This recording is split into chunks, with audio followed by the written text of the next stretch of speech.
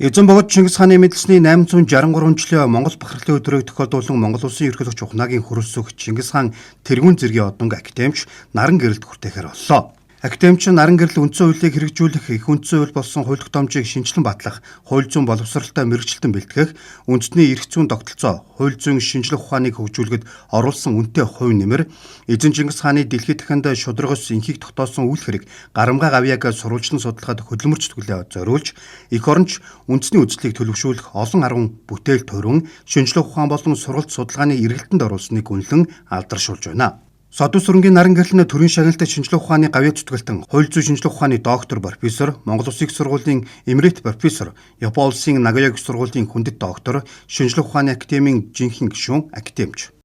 Ардчилсан үндсэн хуулийг хэрэгжүүлэх, их үндэс болсон хууль тогтоомжийг шинжилэн батлах, Монгол улсад хууль зүйн боловсралтай мэргэжилтэн бэлтгэх, үндэсний эрх зүйн тогтолцоо, хууль зүйн шинжлэх ухааныг хөгжүүлэхэд оруулсан үнэтэй хувь нэмэр хийгээд их эзэн Чингис хааны дэлхийд дахин шударгаас инхийг тогтоосон их үйл хэрэг, гарамгай гавьяаг сурвалжлан судлахад олон жилийн нөр их хөдөлмөр зүтгэлээ зориулж, эх оронч үндэсний үзлийг төлөвшүүлэх олон арван бүтээл төөрөмн, шинжлэх ухааны болон сургалт судалгааны эргэлтэд оруулсныг өндрөөр үнэлэн,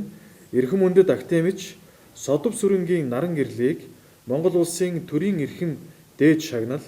Чингис хаан тэргүүн зэргийн одонгоор шагнан алдаршуулахаар шийдвэрлэснийг та бүхэндээ дуулгая. Академич наран гэрэл нь Монгол Улсын их сургуулийг 1975 онд төгссөн цагаас хойш төрлөх сургуульдаа 50 дахь жилдээ багшилж байгаа бөгөөд Улаанбаатар хотын ерөнхий прокурорын 1-р орлогч, улсын ерөнхий прокурорын газарт хэлтсийн дарга,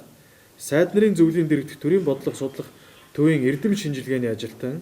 улсын бах хурлын дэргэдэх төр нийгэм судлалын академийн дэд захирал, Монгол Улсын их хурлын гишүүн, Монголын өмгөөлөгчдийн холбооны ерөнхийлөгч, Монгол Улсын их сургуулийн хууль зүйн сургуулийн захирлаар ажилласан байсан нь түүнийг онол практикийн ариун туршлагатай эрхэм болохыг тодорхойлдог юм а. Содон сүрэнгийн наран гэрэл нь удам тамдсан эрдэмтэн, багш сурган хүмүүжүүлэгч, соён гэгээрүүлэгч, нэрт хуульч өмгөөлөгч, хууль тогтоогч, төр нийгмийн зүтгэлтэй юм а. Тэрбээр Монгол Улсын их сургуулийн хууль зүйн сургуульд 53 жил багшлагтан хууль зүйн салбарын дотоод гадаадын 30 гаруй эрдэмтэн олон мянган хуульч бэлтгэжээ. Наран гэрэл багш маань 1-р болоо удам тамдсан хуульч, өмгөөлөгч, хууль тогтоогч хүн, адуун сонсд нь бас эрдэмтэн, соён гэгөөрлөгч багш хүн байгаа. Ялангуяа хууль зүйн салбарт одоо мэргэжилтэн бэлтгэж ирсний 65 жил болж байгаа. Энэний 50 жилд нь наран гэрэл багш маань багшилсан байна. Энэ хугацаанд бас наран гэрэл багш маань Монгол улсад хууль зүйн салбарын олон эрдэмтэн судлаачид хууль зүйн салбарын мэргэжлэгүүдийг бэлтгэхэд үнэтэй хувь нэмэр оруулсан. Түүнээс гадна наран гэрэл багшийн гол оруулсан хувь нэмэр бол монголчуудын өвөг өв соёлоос